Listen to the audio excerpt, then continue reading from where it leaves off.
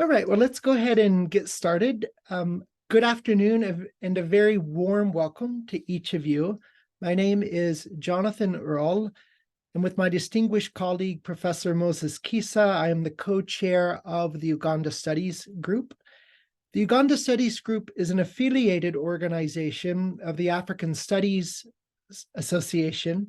We work to create and strengthen international networks between writers, scholars, journalists, artists, and public thinkers in and of Uganda.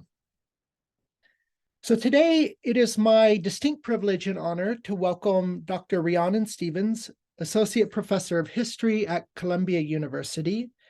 Professor Stephens specializes in the history of pre-colonial and early colonial East Africa from the late first millennium CE through the 20th century.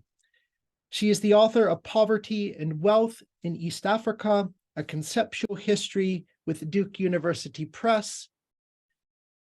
The interdisciplinary book is a history of how people living in Eastern Uganda have sustained and changed their ways of thinking about wealth and poverty over the past 2,000 years.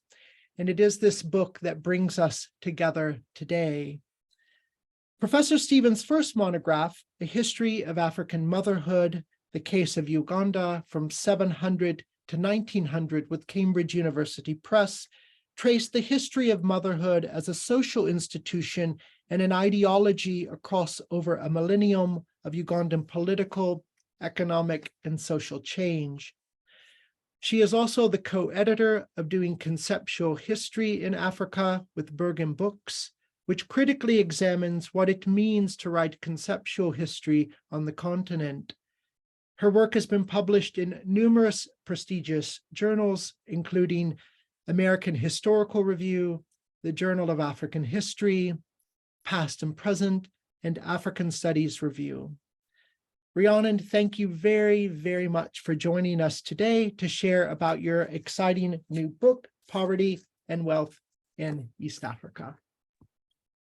Thank you very much, John. And thank you to you and to Moses Hisa for organizing these events. It's really great to have this opportunity to talk to everybody, and thank you to everybody for joining this afternoon, this evening, depending on where you are in the world.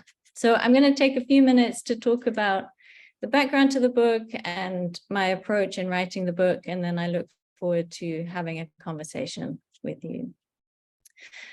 Poverty and Wealth in East Africa explores the ways in which people understood what it meant to be poor and what it meant to be rich, and how those understandings varied across space and societies and how they changed over time, as well as identifying concepts that were durable over time and that were borrowed across space and across communities.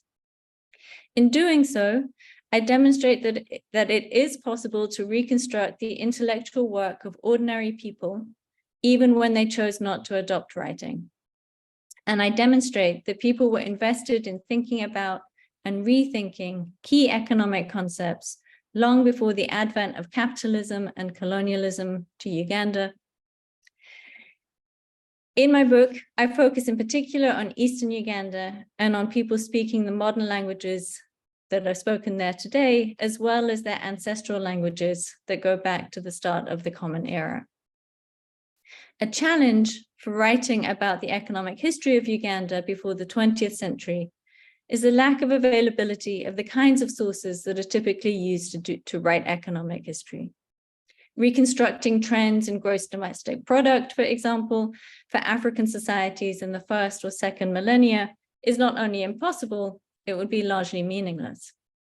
The absence of quantitative data for Uganda before the colonial period and the questionable nature of much of it even then prompted me to consider other approaches and to explore the possibilities of conceptual history in particular. Conceptual history was particularly appealing to me as an approach because it foregrounds the intellectual work of ordinary people. This involves using language as a historical source. Language is valuable as a source because it helps us understand how people made sense of and reshaped their worlds. Conceptual history thus places Eastern Ugandans themselves at the center of their own histories, rather than applying external sociological models or privileging the writings of outsiders.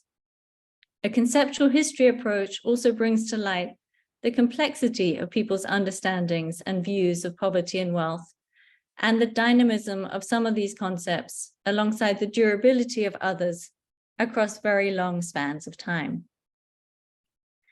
The twin poles of poverty and wealth have long preoccupied people living in what is today Eastern Uganda, with linguistic evidence for both dating back over 2,000 years. Furthermore, people's understandings of what those economic extremes meant have changed over time, sometimes circling back to concepts that existed in earlier times, and sometimes people developed new ones. Eastern Uganda, in the early second millennium, was almost certainly a place of limited material inequality, somewhere in modern economic parlance, with the Gini coefficient much closer to 0 than to 1. In Eastern Uganda, communities were not always uniformly poor, but neither were they egalitarian. We know this because they have an ancient vocabulary for both wealth and poverty, including distinct ways of classifying the poor, identifying those who are very poor, as well as those who are just ordinarily poor. There would be no reason to have such words if all people were equally lacking in wealth, or if none were. That is, it was neither the case that everyone was destitute, nor that no one was.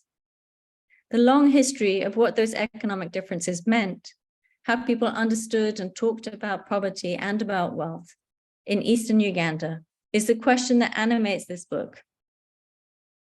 For this project, I made the deliberate choice to look at a specific region where the people living there today speak many different and unrelated languages. This was a different approach to that often used in studies that draw on evidence from comparative historical linguistics and that focus on a set of related languages, tracing changes in them across their different geographies. I made the choice to look at a specific region in part because I wanted to be able to see whether and how concepts of economic difference were borrowed between speakers of different languages, people who may have also had different ways of organizing their economies and societies. I was, for example, interested to know whether farmers and pastoralists shared some of their concepts of poverty and wealth, whether they borrowed from each other, and when such borrowings may have happened. Eastern Uganda, as any of you who've been there will know, is a place of significant variability in terms of environments, from the caldera of Mount Elgon Masaba at 4,300 meters to the swampy waters of the Mpologoma River, from the green hills and valleys in the south to the dry plains of the north. This is also a remarkably diverse place in human terms. People living there today speak languages that belong to two major linguistic families, Bantu and Nilotic. The Bantu languages that form the focus of this project belong to two branches of the subfamily of Great Lakes Bantu, West Nyanza, and in particular the North Nyanza sub-branch, composed of Luganda, Lusoga, Lugwere, and Rushana, and Greater Luia, with those that are the focus of this book being in particular Lunyole, Lumasaba, Lubukusu, Ludadiri, Lugwe, and Lusamia. The Nilotic languages, meanwhile, are divided between all three branches, with Ateso and Ngakarimojong belonging to Eastern Nilotic, Sabine to Southern Nilotic, and Dopadola to Western Nilotic. That diversity and complexity was highly productive because it allowed me to see what concepts had been borrowed across linguistic, social, and economic boundaries, and also which ones hadn't. Eastern Uganda is also a diverse place in terms of the kinds of economies people practiced and practice today, and in terms of the kinds of political and social formations people created and belonged to. Some communities in Eastern Uganda prioritize transhumant pastoralism, others banana or millet cultivation, others navigated the potentially treacherous waters of Lake Victoria to fish. Almost all combined their primary economic activities with others, whether farming, hunting, fishing, or raising livestock, or smelting and smithing iron, ceramic work, or various forms of healing and foretelling. Some communities chose at particular moments to centralize political power into chiefs or monarchs. Others practiced forms of politics that weren't hereditary, and others chose not to centralize power. Some used idioms and realities of kinship as the basis of their social organization. Others preferred generation and age sets. All of this is to say that this is a region of the continent that defies an effort at easy definition. It is a place of contestation, one with a lot of history, and that history includes a long and dynamic history of concepts of poverty and wealth. In Eastern Uganda, the earliest written sources date to the closing decades of the 19th century. Writing histories for times and places prior to their documentation and in written form requires thus an interdisciplinary approach. This way of conceiving of history is nothing new in African history. Indeed, Kenneth Onwuka-Dike wrote about it in 1953, but it remains somewhat unusual in history as a discipline, and even in African history, where research tends to be restricted to oral history alongside archival and other documentary work. For poverty and wealth in East Africa, I started with the words people in Eastern Uganda used to talk about these economic concepts, drawing on the methods of comparative historical linguistics to reconstruct the words spoken by communities speaking ancestral or proto-languages of the modern languages spoken today. This begins with genetic classifications of those modern languages. That means understanding which languages emerged from a common ancestral or proto-language and the particular sequences by which that happened. With this framework in place, I could establish which words were inherited from a common ancestral language, which were more recent innovations, and which borrowed from neighbors speaking a different language. In doing so, I created an archive of sorts, albeit a fragmentary one composed of words. Once I had this linguistic evidence in place, I overlaid it with evidence from archaeology, oral traditions, oral literature, local histories, ethnography, and paleoclimatology. Each of these offers a particular form of evidence, each with its own set of possibilities and limitations, and each speaks to different aspects of past socioeconomic inequality. Archaeology is especially powerful for understanding changes in the material cultures and economies of societies, although wealth is easier to identify in the archaeological record than poverty. Oral traditions offer insight into social and political dynamics for recent centuries, as well as economic changes, but prioritize themes and histories that were most salient to those transmitting them. Ethnography helps illuminate the context in which words were spoken and practices that accompanied them, but are about particular moments in time. Climate data, especially for earlier centuries, but even for as late as the 19th century, is constrained by a necessary reliance on proxy data. Nonetheless, it can help suggest ways in which longer term, across decades or more, shifts in the climate may have created pressures or opportunities that change socioeconomic possibilities and practices. In approaching this work, I was acutely aware of dominant approaches to poverty and wealth in African studies, especially in anthropology and history. The concept of wealth in people, for example, has long dominated writing about the continent and has been used to explain marriage practices, large households that included both immediate relatives and dependents who may have been more distantly related or unrelated to the head of the household, and practices of slavery.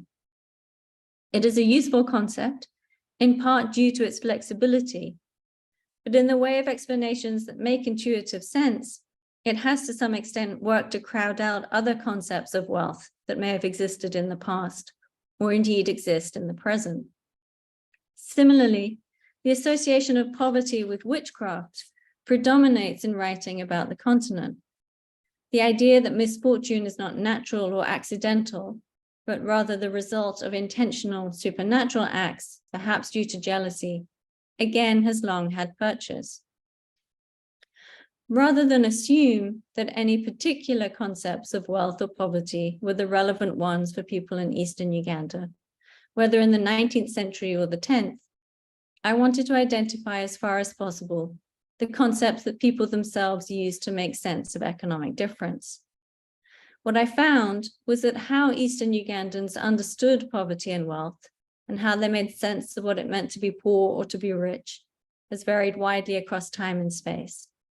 But for all that variety, I found that there were three broad themes across the different concepts, or perhaps three broad ways in which they could be organized and made sense of. People understood poverty and wealth in social, material, and emotional terms. This underscored to me the impossibility of studying socioeconomic difference in purely material or economic terms, in terms of average daily earnings, for example, as popularized by the trope of the percentage of population living on less than $2 a day. Instead, divisions of gender and belonging shaped ideas about who could be wealthy and in what ways, as well as how wealth might be acquired and maintained. And while wealth, in some cases at least, did take the form of people, in particular the form of girls and women, material concepts of wealth and of lack, whether in land, livestock, grain, or jewelry, were also durable across time. And people connected the poor and the wealthy with a whole range of emotions, including grief and disgust, and honor and anger.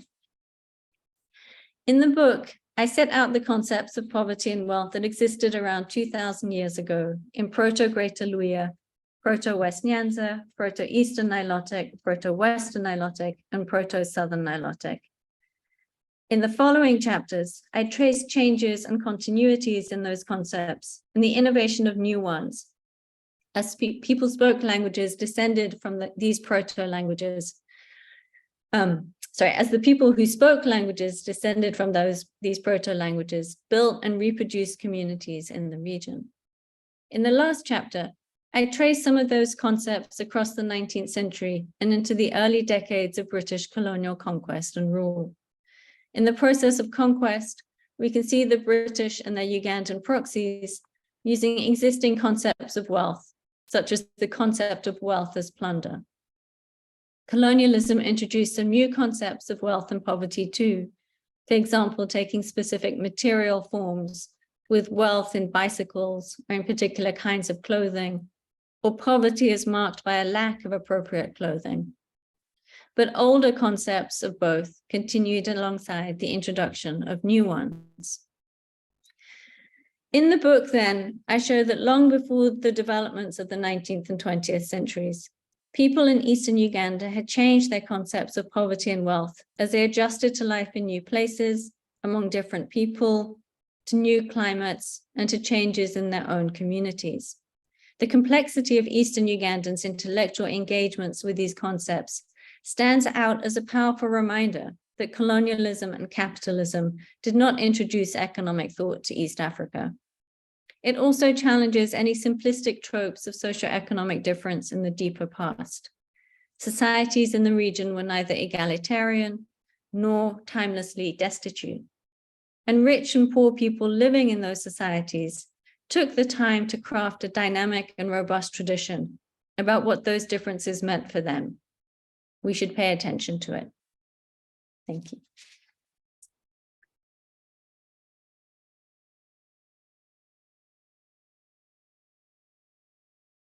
Great. Thank you very much, Rhiannon, for provocatively summarizing your excellent book. As our audience is putting together or formulating questions and ideas, maybe I could go ahead and ask a few questions. I certainly have thoughts that I would love to talk with you about concerning methodology and how the importance of your study speaks to neoliberal modeling, but perhaps I could kind of push the conversation out a little bit and first ask, what sorts of historical surprises did you perhaps unearth during the course of your research? And perhaps you could help us think about what big questions remain when it comes to thinking about intellectual histories of wealth and poverty in Eastern Africa, or perhaps within African historiography more broadly, in light of your excellent work in the book. Great. Yes, thank you, John, for those questions. So I suppose the biggest, or perhaps the biggest surprise came initially in just the amount of evidence that there was. So when I first started this project, I had imagined that it would be quite a small project, that I would need to collect evidence from a large number of languages in order to be able to have enough to say about concepts of poverty and wealth in the region. And then when I started doing the research, interviewing people, asking them about the different concepts that they had and the different words that they had for poverty and for wealth, it turned out that in many languages, there was a very large vocabulary. And so, for example, just in Lunyole, they had 15 different roots for poverty. And each of those roots could then, as people who know about Bantu languages know, could be used to create many more different words themselves. So the first surprise for me was just how much people had time and investment people had made in developing words to talk about poverty, to talk about wealth, the range of the different kinds of words that people had, the associations they had, the conceptual connections they had. So for poverty, ranging from, for example, connecting poverty with bereavement and the sense of loss of a family member, the economic contribution of that family member, but also just the grief, the sadness that came from that, to conceptions of the poor as diseased, as contaminating, as harassing and torturing other people in the community. So this discomfort with the presence of poor people. And then thinking about wealth, ranging from, I had anticipated that perhaps wealth in people would be something that came up regularly, but in fact, one thing that was striking was that I found hardly any words that captured that idea of wealth in people, which isn't to say that it wasn't a concept that existed, and there's something to be said for the limitation of using linguistic evidence, but that people had many other different concepts. So the connection of wealth and power, but also wealth as plunder, the embodiment of wealth in gendered forms, but also ideas about wealth as particular kinds of land. And so that just this whole range of concepts was, something I suppose that I had hoped to find, but I had no real idea going in. And so that was really a big surprise for me. And I suppose finally, then also just that there were some really profound ruptures. So for example, people speaking Proto-Greater Luia 2,000 years ago completely reinvented their vocabulary for poverty. So people speaking Proto-Great Lakes Bantu had a vocabulary for poverty, as did people going all the way back to Proto-Bantu. But when people speaking Proto-Greater Luia established their communities to the north and east of Lake Victoria, they abandoned the older vocabulary and created a whole new vocabulary. So seeing those kinds of moments of real rupture in how people understood questions of difference in their communities was also really important for me. And then in terms of thinking about the big questions, I think, this is one book. A few other people have written tangentially about poverty in the deeper past in Africa. We just need to know more. And once we know more about all the different, or about many more places, then we can start to think about the variety of African economic thought in the deeper past, and really start to shift away from the dominance of Europe and other parts of the world in terms of economic concepts and the framing of economies, and maybe challenge that and think about that. So I would just love for more people to do more of this work in whatever form it might take. Thank you very much, Rhiannon. And it looks like Lindsay Erisman has a question. So Lindsay, hand it over to you. Right. Thank you so much for such a wonderful talk. I'm a huge fan of your work, as you know. As you were bringing up the ways that the linguistic evidence that you've identified here might complicate our understandings of the wealth and people and other paradigms that we rely on for early African history more broadly, and understanding notions of wealth and power. It made me think if, I think it also is complicating or challenging in some way, more regionally specific, perhaps, economic relationships and social structures. I'm thinking particularly in the West Nyanza context about this emergence of patron-client relationships, and the sort of dominant narrative, as I understand it, is that, this is a mutually beneficial relationship and patrons were looking for clients all the time. But I'm wondering if all of these words that have to do with destitution and have to do with sort of almost abandonment, kinlessness, are suggesting that certain persons were more valuable than others, and what it was that gave a person their value or made them more attractive to a patron, for example. And yeah, if there's any other aspects of this linguistic evidence that challenge these dominant narratives we have for the Great Lakes in particular. Yeah, thank you for that question, Lindsay. So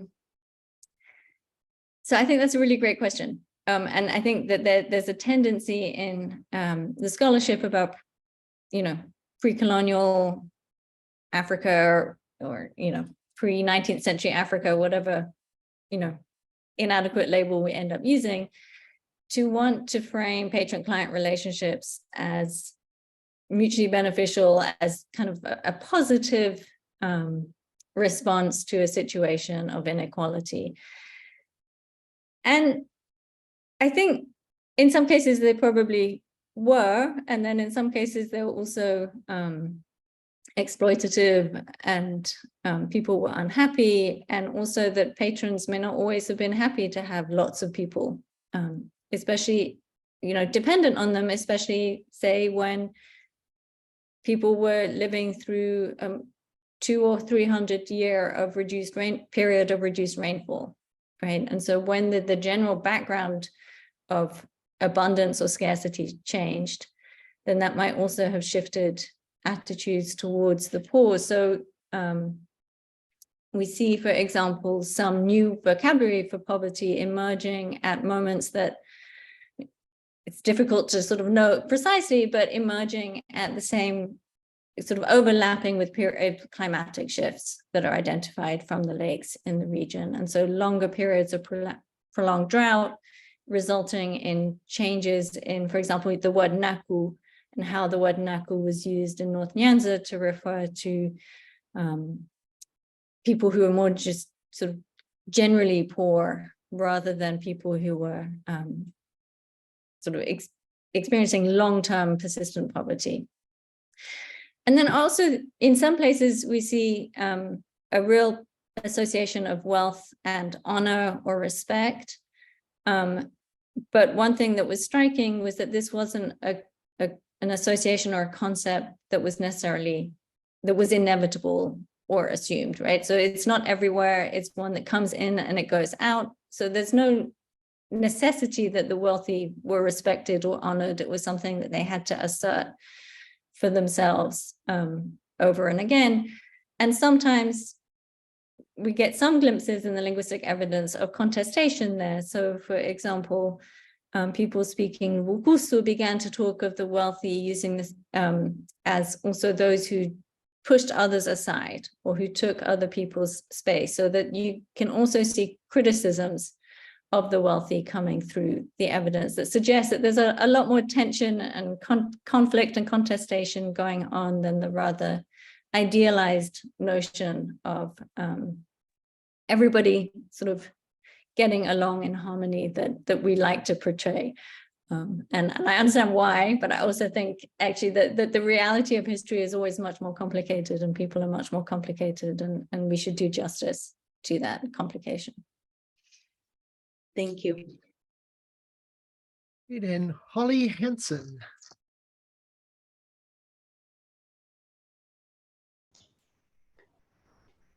Hi, it's so nice, John, that you have done this so that we can connect across the world. Rhiannon, I haven't yet gotten the book, but my question arises partly from something you've said today, and then I've also remember having this question in my mind as I read one of the essays that preceded the book. And that has to do with how can we imagine more than one form of causality going with a connection? So in a period of drought, when a word for poverty seems to emerge and it's related to sickness, maybe poverty is associated with sickness because poverty made people sick. And it did. And so the causality could be, we observe sickness in people who have lost their access to resources, not poor people make me sick and therefore, you know, like I get what you're saying about complication, but another way to think of one of those causalities could be in the words, and I'm sorry I don't have the article in front of me right now, but the kind of association you see between poverty and discomfort. Maybe the discomfort is, I feel really bad because I'm not taking care of these people. And I really wish I could take care of these people. And I know my ancestors would be happier if I did take care of these people, but I don't. And therefore I'm really uncomfortable. And therefore I'm associating poverty with discomfort. So I guess my question is just like, how do we prevent? I really appreciate what you're saying about not assuming that capitalism, thinking about capitalism or thinking about mercantilism is the beginning of thinking about economy. But how do we avoid having certain kinds of valences about poverty and wealth inform the powerful archive that you've shown us? Yeah, thank you, Holly. I think that's a really important question, and I think it's one that those of us who use this kind of evidence struggle with on a regular basis, is thinking about how, especially through the process of translation, right? And so all these ways in which we can see that there might be other kinds of moral kind of constructions or ideas that are shaping our reading or shaping the way people are interacting, talking to us. And one example that comes to mind of that is the noun mutamba, which is, so it's on the root tam, which means is a root for poverty in Greater Luya languages, and it takes on different forms, but one of the that comes in the dictionaries is it's used to refer to a woman as a prostitute, or as you know, I think that the word that's even used is maybe a harlot. And there, in some ways, it seems, you know, very obvious that we can sort of try and like that needs to be passed a little bit differently, because the idea of, you know, prostitution in a non-cash economy, or and the particular kind of moral valences of labeling a woman in those ways need to be thought about more carefully and contextualized more broadly. So I think there are sometimes moments where it's very obvious and we can address those. And then maybe there are other places where, you know, as with all historians, we're writing from the perspective that we inhabit. And so remembering that is very important. And so the demonization, I suppose what you're getting at is the demonization of the poor in contemporary society, right? And the idea in, certainly in the West, but I think not only, of the poor as a problem that needs to be solved, and a problem that thus causes disruption. And so thinking about the words for poverty and the connections between the different conceptual framings of the poor, I do argue that one of them is that this idea of the poor as a source of contamination and of disruption in a community, and of sort of disturbance. And I think I do also write in the book, like I don't disagree with you that concept of sort of disquiet or anxiety can come as much from a desire to help and not being able to, right? But you can understand the poor as being sick because of their poverty, and yet also threatening the health of the people around them. And so I don't think that it's one or the other. I think that, you might feel uncomfortable because you're not helping the poor, and that creates a negative view of the poor, but you might also want to be able to help them and not be able to. And so I think it's just a matter of keeping all of that in play. And in part, it's because, we can't go back 1,500 years and ask people. So it's using the evidence that's available, and other people are very welcome. I encourage people to read the evidence that I present. And part of the reason that I put it out there in the appendix is to make it possible for others to engage with it and to maybe come up with different assessments and different conclusions from that evidence. But thank you again. That was a great question.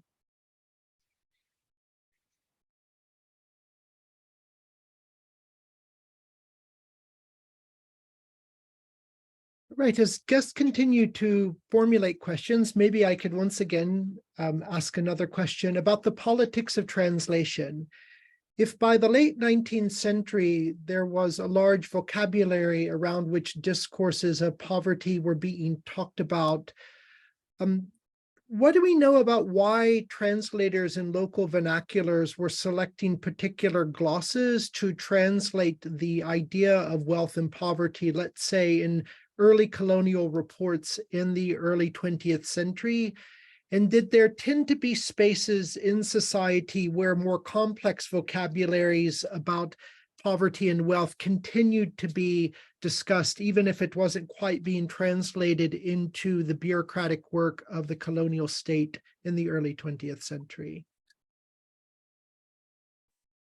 Yeah, so that's a great question. The politics of translation. I mean, one thing that's sort of striking is that thinking about the creation of dictionaries and so on, for Uganda, the dictionaries that were created were actually exceptionally kind of wide-ranging in the different terms for poverty and wealth that they included. But in Eastern Uganda, we really don't have that kind of work happening until, even very late in the 20th century. And Samuel Mabala is here from Summer Institute of Languages, and someone who's been working very hard on documenting and creating dictionaries for Lugwere, for example.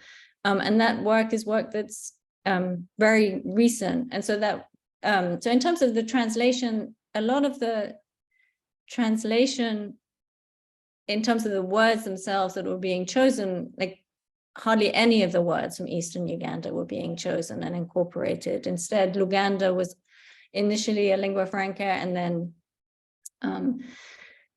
English was then imposed. And so in some sense, that made it easier for me because I collected my evidence from through interviews and through the language that people continued to use. And what was striking is that people had continued to have a very large and diverse vocabulary for talking about both these concepts, that they hadn't been kind of constrained by the concepts of wealth and poverty that might predominate in a colonial and even a post-colonial context, or one primarily based on access to money, right, for example, or to particular kinds of material goods. But in fact, that this I keep coming back to it, but this concept of poverty as bereavement, for example, is one that really endured. And we might see the concept of wealth as power as perhaps one that might have been captured by the colonial state. So, for example, in Karamojong, the word for chief is the word for a rich person, and that's almost certainly a colonial invention. But it grew out of an older root that connected wealth and power. And so it wasn't entirely a product of the colonial state. It was one that was drawing on an older and deeper tradition as well. Great, thank you. I have some additional questions, but let me give it a pause and see if anybody would like to jump in.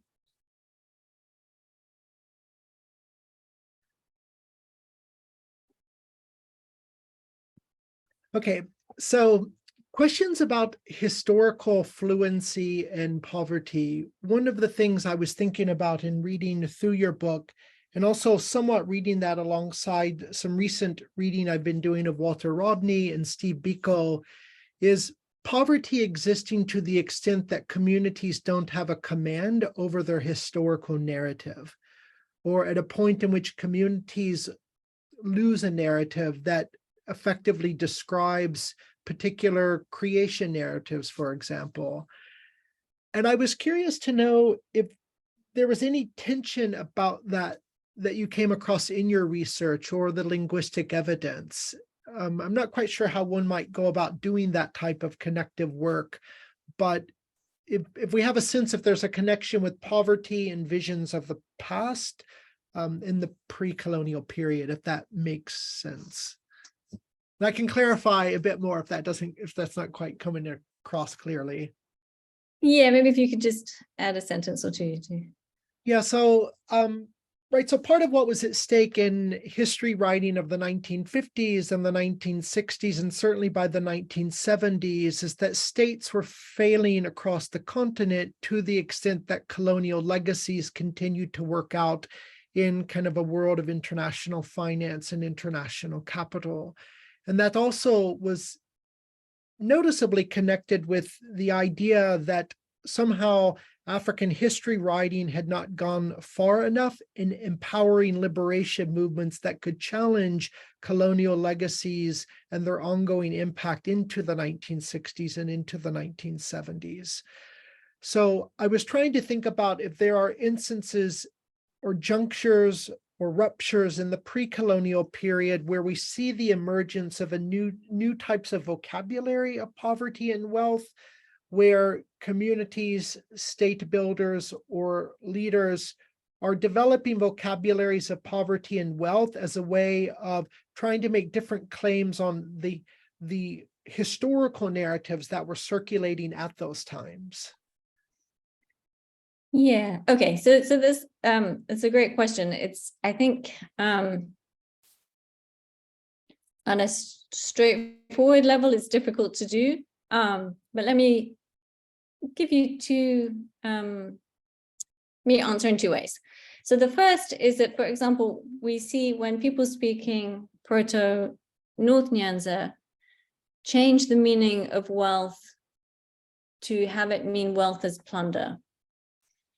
And so that's a concept that's not universal, right? It's not across all the West Nyanza languages or across Greater Lui or all of the Bantu, and certainly not the Nilotic languages. And so at some point, that's the idea that you can become wealthy by raiding other communities, stealing, especially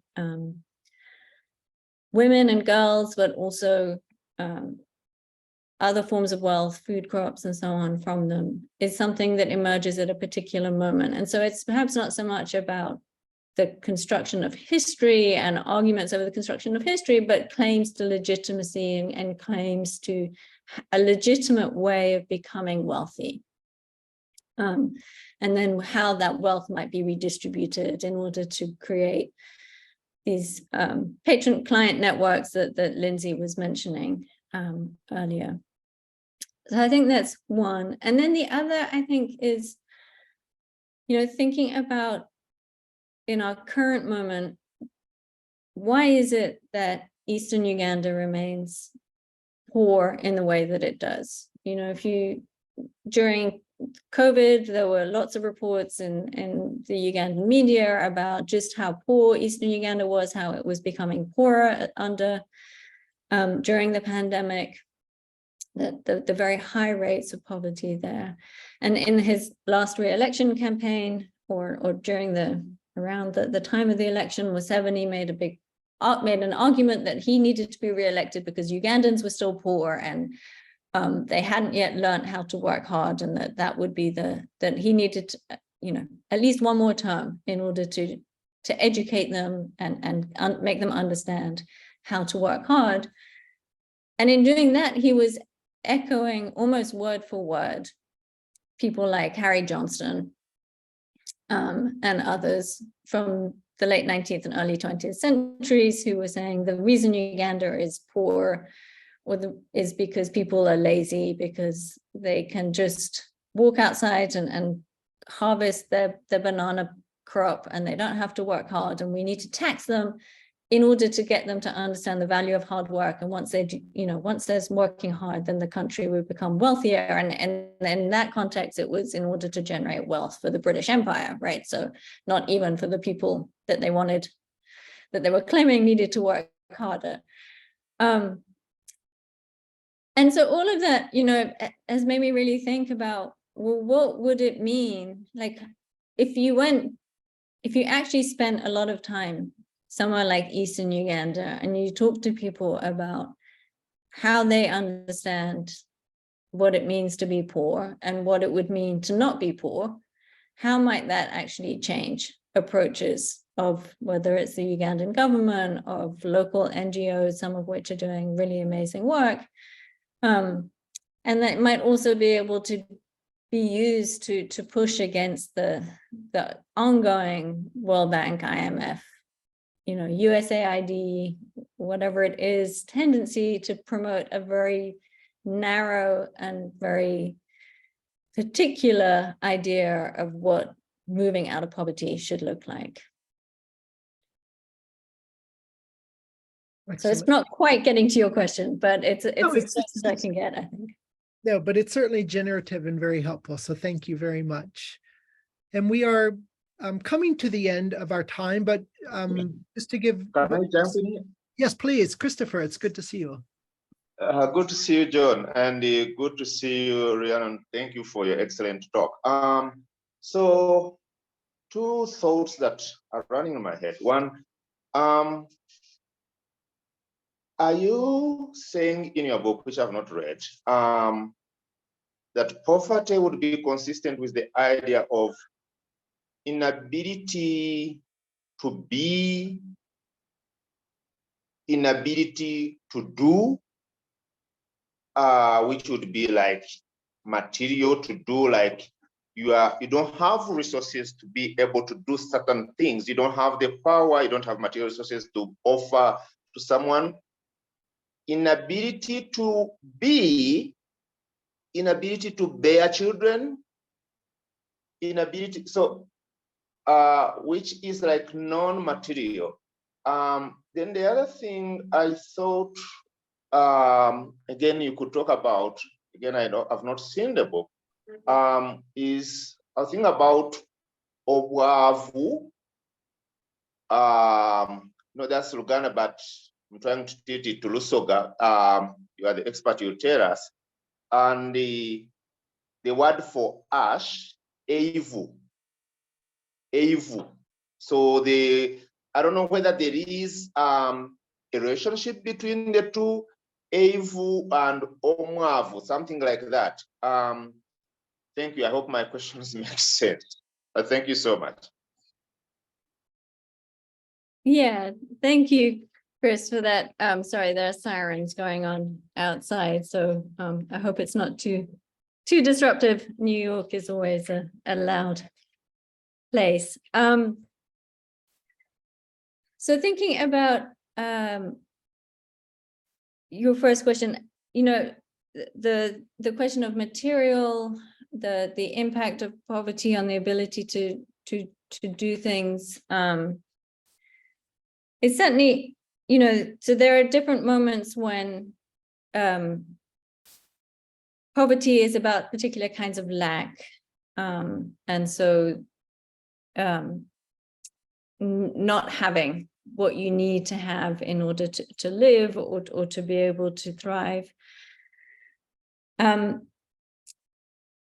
also at particular moments, and not consistently, and so not always and not everywhere, but also about being very thin. So like the physical consequence of not having enough. In the Southern Nilotic languages, you see a connection with poverty and death, and like a social death. And so not having a status in the community. And so there, that the linguistic evidence doesn't allow me to quite get at it, but you can imagine that, you know, in, for example, a Southern Nilotic community, not having any access to livestock would mean that you couldn't marry in a social and have children in a socially recognized way. So not being able to reproduce. And there's a Lango proverb about a poor man is someone who sleeps with the ashes because they're not able to marry and to reproduce. And so therefore there's a kind of a consequence for the society, not only for them, right, that they're not able to reproduce and be perhaps a fully human being, but also that they can't reproduce, and so they can't reproduce the society, so that the consequences extend beyond that. So when you brought up ash, that's what I was thinking of. There's not a connection between Omwavu and ashes. In the like Evu and Obwavu, the roots are different. But that doesn't mean that when people say the words, right, the kind of, sometimes when we speak, the connections from words sounding similar, even if they don't have the same root, can make connections in our minds. And so it would be interesting actually for me to go back and think about that a bit more, to see if there are proverbs that, I don't think I came across proverbs that connected the two, but maybe there are proverbs that connect them, and that would be useful to go back and think about as well. So thank you for that, Christopher. Thank you so much.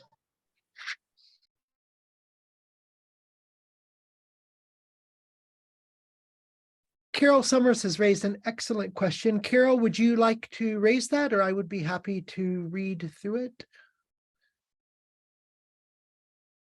Oops. If my computer cooperates, I can try to ask it. I am really interested in how your work intersects with ideas of the relationships between people. So poverty and wealth, not simply as things, but as things that are relational, and how that connects to a history, not simply of poverty and wealth, but of debt and credit. And also whether even using terms like that sends us into a weird Nietzschean direction that we need to be scared by. So I guess I'm just curious to hear you think aloud a little bit about debt and credit, as opposed to like the thing of wealth or the thing of poverty, and what your methods allow you to get at. Yeah, those are good questions. They're not ones that I worked on for the book, in part because I had to delimit it somewhere. But thinking about, like it's definitely something that I think the methods could allow, like, going back and asking about vocabulary for owing, for borrowing. I mean, debt and credit is has acquired a very particular meaning, or have acquired very particular meanings in a kind of a capitalist sense, but it could be interesting to think about other kinds of loans, other kinds of borrowing. What is it? And we know that people would lend a cow, right, to a community, or might lend land to not to a community, to a family, to somebody. And there is vocabulary for that I actually traced in my motherhood book, and that I didn't go back to for this. And so now, unfortunately, the book's out. So it's always once it's out that you think of all the things that you should have included, right? But maybe that would be worth writing a short article about, going back and thinking about those borrowings and how those would intersect with the concepts of poverty and wealth that I reconstructed. Let me explain my other tangent on this one. I really enjoyed your presentation, and you got me thinking about Miller in some new ways. And when Miller is talking about wealth in Angola, what he's talking about is in people, he's talking about the idea that the physical assets are fragile, and so they needed to be rapidly transmitted into the owing of people, not real people, but the obligation to have people. And that's a really interesting idea. And it sounds like you're working on something really different. And I'd love to see a conversation where you spelled out the ways in which you're able to take this in a new direction, and what the implications are of different kinds of reading of wealth as something that is about a thing or the material aspects of it, versus wealth as being a set of obligations and connections. And, you know, debts owed and credit given and interactions, that kind of thing. Not so much owning people, but actually the whole web of relationships. It's sort of related to the literature on peoplehood or personhood, sorry. So anyhow, you've got me thinking in some interesting ways. So thank you in any case. Yeah, well, I think, and that's interesting too, because if you think about, you know, owning a herd of livestock, like a big herd of livestock, anybody who had a large herd of livestock would distribute it widely among different people, both in order to protect that herd should a disease emerge in one part, but also to create some of those networks of obligation that you're talking about. So there, like, the material wealth is perhaps less fragile, but the distribution of it plays a particular role. That's interesting. Yeah, thank you. That's a great question for me to think about more.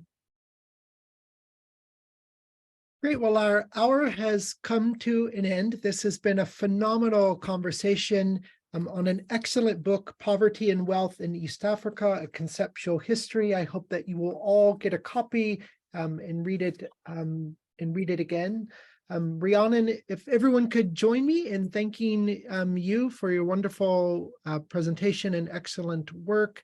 We're just very grateful for your time, and many thanks to each of you for joining us for this session of the Uganda Studies Group. We will reconvene in a few weeks' time, so please be on the lookout for our advertisements. So once again, thank you very much, Rhiannon. Thank you so much, John and Uganda Studies Association, and everybody for coming and this really great conversation. I appreciate it very much. And I look forward to seeing you soon. Bye-bye.